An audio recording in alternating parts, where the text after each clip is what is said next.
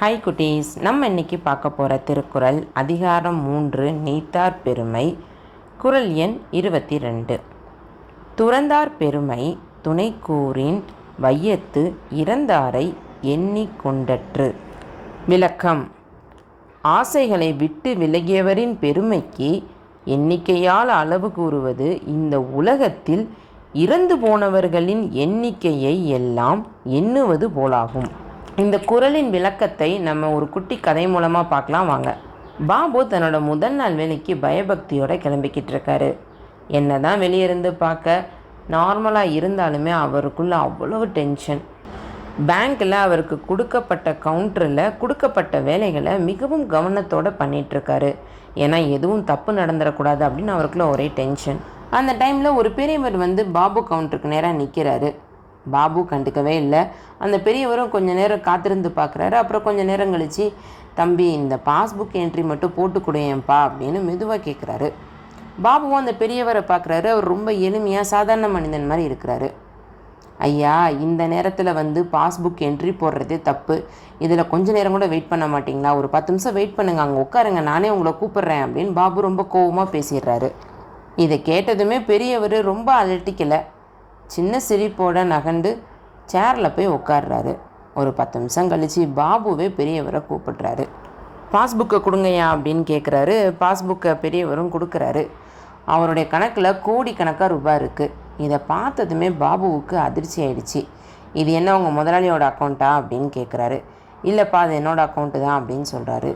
நிமிர்ந்து பார்த்த பாபுவுக்கு அதிர்ச்சி ஆயிடுச்சு. ஒன்றும் சொல்லிக்கல.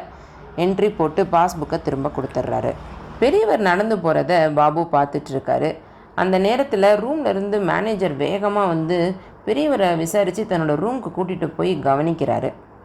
இதை பார்த்த பாபுவுக்கு சந்தேகம் அதிகமாகிடுச்சு. யார் இவர் அப்படின்ட்டு பக்கத்தில் வேலை பார்க்குறவர்கிட்ட, யார் இவர், எதுக்கு மேனேஜர் இப்படி விழுந்து விழுந்து கவனிக்கிறாரு அப்படின்னு கேட்குறாரு. இவர் சாதாரணமான ஆள் கிடையாதுப்பா, பெரிய தொழிலதிபர். இவர்கிட்ட ஆயிரக்கணக்கான பேர் வேலை பார்க்குறாங்க.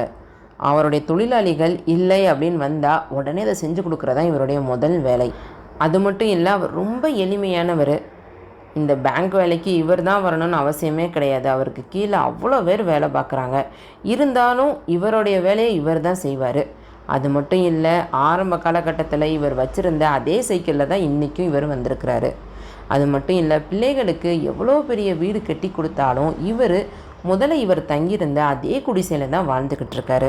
இதை விட முக்கியமான விஷயம் என்ன அப்படின்னா, இந்த பேங்க்கில் இவருக்கு மட்டும் இல்லை, இவர் குடும்பத்தில் இருக்கிற எல்லாரோடைய அக்கௌண்ட்டும் இங்கே தான் இருக்குது. அது மட்டும் இல்லை, ஃபிக்ஸட் டெபாசிட்னு நிறையா பணத்தை நம்ம பேங்க்கில் தான் போட்டிருக்காரு. நம்ம பேங்க்கோட வளர்ச்சிக்கு இவர் ஒரு முக்கியமான காரணம்.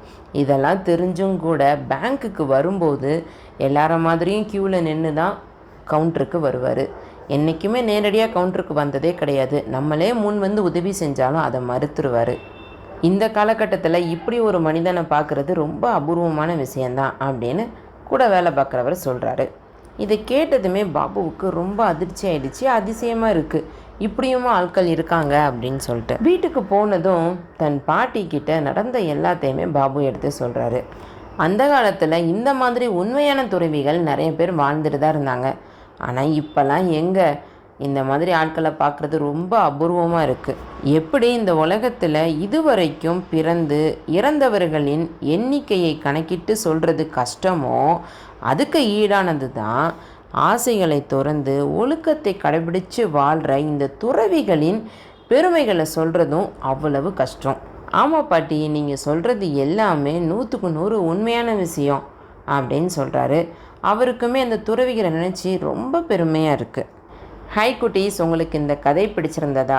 இந்த கதை மூலமாக இந்த குறளின் விளக்கம் உங்களுக்கு புரிஞ்சிருக்கும் நான் நம்புகிறேன்.